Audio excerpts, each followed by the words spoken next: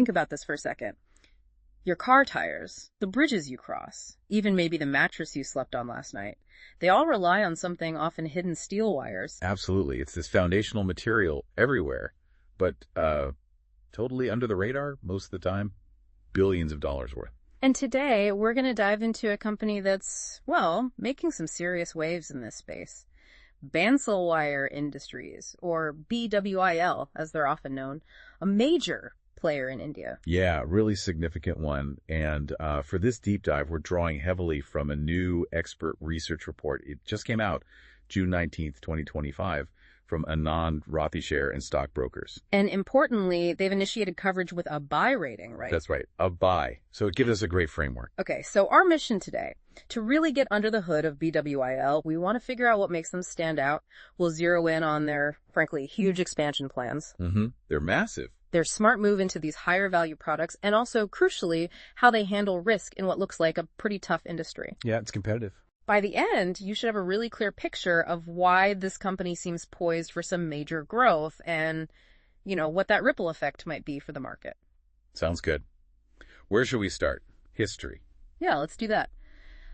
To understand where they're going, it helps to know where they came from. Yeah. What does the report say about BWIL's background? Well, it's quite a story. The group itself has been trading steel wire for, get this, about 87 years.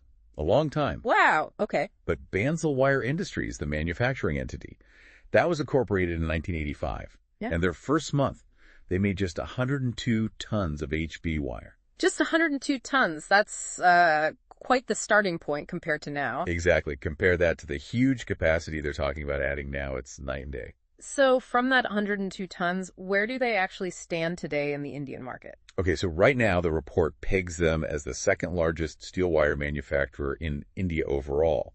But, and this is interesting, they're already the largest manufacturer of stainless steel wire specifically. Already number one in stainless. Okay, yep. And they do this across 5 plants they already operate, all in North India. And that strong position, I guess that feeds directly into the buy rating we mentioned from Anand Rathi. Absolutely. The analysts set a 12-month target price of Rs 550. Now, compare that to the share price on June 19th, which was around Rs 375. Right. That's a pretty significant gap. Shows a lot of confidence. It really does. It underlines their belief in BWIL's potential moving forward. Now, we keep saying steel wires, but it sounds like it's not just one thing. The report breaks it down, right? Yeah. Can you give us a quick rundown of the main types? Sure. It mainly talks about 4 categories. You've got high-carbon steel wires, think springs, strong stuff. Then low-carbon, more flexible, used in, say, fencing or construction. Okay. Then there's stainless steel wire, which you see a lot in kitchen stuff, appliances, general engineering, because it doesn't rust easily. Got it. And finally, specialty wires. These are the really high-tech ones, engineered for specific, often demanding uses, like in cars or complex infrastructure projects. Okay, that helps frame it. So let's talk about the growth engine. This massive expansion seems key. The Dadri plant in Uttar Pradesh. The report calls it India's largest single-site steel wire plant. That's right. Dadri is definitely the anchor here. Currently, its installed capacity is about 0.3 million tons per year. Okay, 0.3 million. But they're planning to add another roughly 0.12 million tons by the first half of FY26. That brings the total at Dadri up to about 0.42 million tons. And reading between the lines, it sounds like even 0.42 isn't the ceiling there. Not at all. The report mentions the infrastructure is actually in place to scale Dadri up to 0.6 million tons eventually. 0.6 million. And here's the headline grabber. Once Dadri is fully ramped up, BWIL is expected to actually overtake Tata Steel. Overtake Tata Steel? Yes. To become the largest steel wire manufacturer in India. That's a huge shift in the industry landscape. That is genuinely staggering, from 102 tons a month to potentially being number one. But it's not just Dadri, is it? The report mentions other geographic expansion, too. No, they're spreading their bets. Next up is a big new facility in Sanand, Gujarat, near Tata Nagar, actually. She was in Gujarat. Okay. It's a 42-acre site. They're putting in about 6 billion rupees. This will have a 0.18 million ton steel plant and a 0.18 million ton steel plant and a 0.06 million ton stainless steel wire plant. And the strategy there, what's the goal with Sanand? Couple things. It helps with raw material integration, gives them more control, and importantly, it expands their footprint significantly in Western India. That's already their second biggest market, so it makes sense to build there. Right. Strengthens their position in a key region. When's that supposed to be ready? Expected completion is around September 2027. Okay. And they're looking even further ahead. There's talk about a really ambitious plan for South India, a greenfield steel cord plant. We're talking maybe 0.2 million tons capacity. Steel cord, we'll come back to that. Right. But South India, that's a big investment too. Huge, around 25 billion rupees over, say, 5 to 7 years, clearly targeting growth in the South, which currently accounts for less than 6% of their sales. So big potential upside there. Okay, so with all this new capacity coming online, Dadri, Sanand, potentially the South, what are they going to make? This brings us to the value-added products, the VAPs. Why are these so important? Right, the VAPs, these are basically the high-margin, high-growth specialty wires we touched on earlier. Yeah. The strategy here seems really smart. They're using these VAPs to fill specific gaps in their product line, and critically, to significantly boost their overall profitability, their EBITDA margins. So when you say significantly boost margins, how much higher are we talking for these VAPs compared to their regular wires? It's a dramatic difference. The report highlights specific VAPs like steel cord used in tires, low relaxation per stress concrete or LRPC wire for construction, and bead wires also for tires. Okay. These specialty wires can command an EBITDA per ton of around 30,000 rupees. 30,000 compared to the blended average for their other wires, which is more like 7,500 to 8,000 rupees per ton. Wow, okay, that's like 4 times higher. That changes the economics completely. Exactly. It's not just about selling more, it's about selling smarter, more profitable products.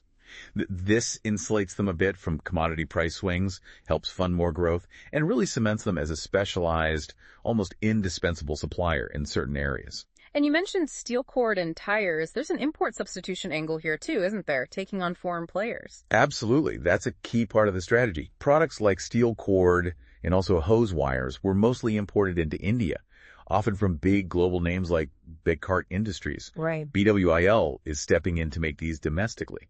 In fact, the report says they're the first domestic Indian company to get into making steel cord. The first. That sounds challenging. High barriers to entry, I imagine. Extremely high. It's complex technology, requires massive investment, and very stringent quality approvals, especially from automotive and tire companies. So how are they pulling it off? What gives them the edge to break into a market like that? The report points to a couple of key advantages.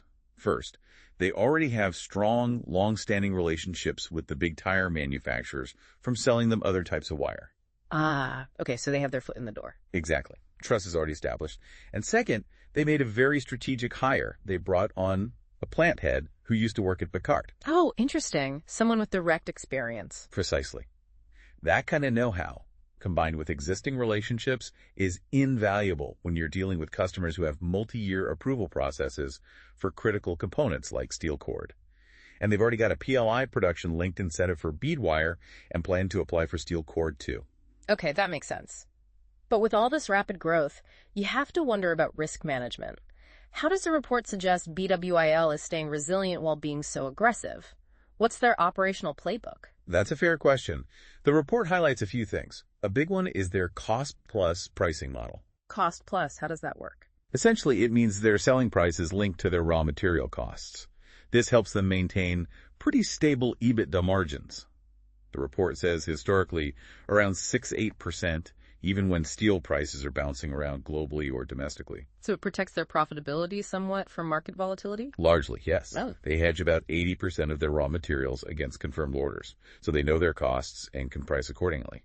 They keep some contracts open for flexibility, but mostly it provides clarity and stability. Is that standard practice, or is that BWIL doing something different? It's a sophisticated approach, and doing it effectively at their scale gives them a definite edge in predictable profitability. Okay. What else on the operational side?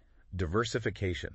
This is pretty impressive. They have over 3,000 different product variations, or SKUs. 3,000. Yep. Serving over 5,000 customers across 8 or 9 different industries. And here's the clever risk part. No single customer makes up more than 5% of their revenue. Okay, so no over-reliance on one big client. And no single sector makes up more than 25% of revenue either. So if, say, the auto sector slows down, they're not completely exposed.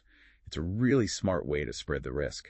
That sounds incredibly robust. What about getting the raw materials in and the finished products out? Supply chain, logistics. They seem to have that well managed too. They buy from multiple big suppliers, SAIL, JSW Steel, Mukand, which gives them negotiating power because they buy in such large volumes. Makes sense. Bulk buying power. And on the logistics side, about half their products are sold fairly locally within maybe 100 to 150 kilometers of their plants. That keeps freight costs down. Efficient. But they do sell further afield too, right? Exports. They do. About 10% of their sales volume goes overseas to over 60 countries. And interestingly, 70-75% of those exports head to the USA and the EU. US and EU, likely higher margin products going there. Typically, yes. Often the more specialized, higher value stuff. Sounds like they've really optimized things. And inside the factory, the Dadri plant, for instance, any specific tech advantages mentioned? Yeah, the report mentions several innovations at Dadri. They use things like straight-line machines, which apparently make for a more stable product. They have higher speed furnaces and drawing machines. Faster production? Faster production per line, yeah. And it also cuts down on labor and electricity use. Plus, things like efficient cooling systems, automated packaging. It all adds up. And the result of all that tech? Higher productivity, better efficiency, consistent quality, and get this, a yield loss of less than 1%. Less than 1% waste. That's incredibly efficient. It really is. Shows tight operational control. And how does all this translate financially? You mentioned stable margins, but what about debt cash flow, especially with all the spending on expansion? Well, despite all the capex, the report notes their leverage ratio has actually improved, which is positive. They also expect cash flow from operations CFO to turn positive in FY26. Okay, so managing the debt burden. Seems so. And they also anticipate working capital days will improve as the Dadri plant fully ramps up and operations become even more streamlined. It's just they're growing aggressively, but trying to do it responsibly. Okay, let's zoom out again. The wider Indian steel wire market. What does that landscape look like right now? It's described as pretty fragmented. The top 10 players only account for about 30% of the whole industry. Only 30%, so lots of smaller players. Exactly. Which means there's a lot of opportunity for a large, efficient company like BWIL to gain market share, potentially through consolidation or just organic growth. And is the overall market growing? What's driving demand? Oh yeah, demand is strong. Domestic demand for steel wire is projected to grow at a healthy 8-10% compound annual growth rate, or CAGR, between FY23 and FY28. 8-10%, that's solid. Yeah, expected to reach maybe 8 or 9 million tons in total. The big drivers are sectors like automotive and infrastructure. Think railways, roads, all that government spending. Makes sense. And those specialty wires we talked about? They're expected to grow even faster, maybe 11-13% CAGR. So B2B focusing there looks like a good bet. Okay, strong domestic demand. But India's role is changing too, right? The report mentions something about exports. It's a really interesting point. Since fiscal year 21, India has actually shifted to become a net exporter of steel wire. Net exporter, so selling more abroad than buying. Correct. And B2B's push into import substitution, especially with things like steel cord that used to be brought in, directly feeds into that national trend. They're helping displace imports while also potentially boosting exports themselves. So how does BWIL really measure up against the competition? You mentioned Tata Steel earlier. How do they compare directly? The report makes a direct comparison with Tata Steel's Global Wires India division. And the numbers are pretty stark. Over the period FY22 to FY25, BWIL's production volume grew at a CAGR of 29%. 29%. Yeah. Compare that to Tata Steel's 9% over the same period. Okay. That's a significant difference in growth rate. It is. Plus, the report notes BWIL has a broader product portfolio overall. So it's not just growing faster in volume, but also arguably have a wider reach in terms of product types. It really highlights their trajectory towards potentially taking that number one spot. Fascinating comparison. So looking ahead, what are the actual financial projections from the report? What kind of numbers are we expecting? They're definitely ambitious. For the period FY25 to FY27, the report forecasts a sales volume CAGR of 24%, revenue CAGR over 25%, EBITDA CAGR above 26%, and adjusted profit after tax, or PAT, growing at over 29% CAGR. Those are some strong growth numbers across the board. Very strong. Reflects the impact of the capacity coming online and the shift towards those higher margin VAPs. Now, tied to that, there was that interesting point about a strategic margin compromise in FY26, taking a temporary hit on margins. Why do that? Yeah, that's a really interesting strategic play. The thinking seems to be that as the huge Dadri capacity comes online in SY26, they might need to be more aggressive on pricing to really capture market share quickly. Okay, so sacrifice a bit of profit per ton to gain volume? Exactly. A temporary reduction, maybe around 10% in EBITDA per ton, is anticipated. But, and this is key, they expect a very quick V-shaped recovery in those margins by FY27. A V-shaped recovery. As the sheer volume ramps up, operational efficiencies kick in further, and critically, as that high-margin specialty VAP division really starts contributing significantly, it shows they're playing the long game, willing to take a calculated short-term hit for potentially much larger long-term gains and market dominance. That's a bold strategy. Of course, no plan is without risks. What potential hurdles does the report flag? It does outline the key risks, definitely. Raw material price swings are always a factor, even with the cost-plus model. Right. Can't eliminate that entirely. There's execution risk, potential delays in getting the Dadri or Sanand plants fully operational on schedule. That's always a concern with big projects. Getting customer approvals for the new VAPs, like steel cord, we talked about how long and tough that can be. If approvals lag, it impacts the VAP strategy. True. Those approvals are critical. Also, managing debt levels. They're taking on significant debt for expansion, so keeping that under control is important.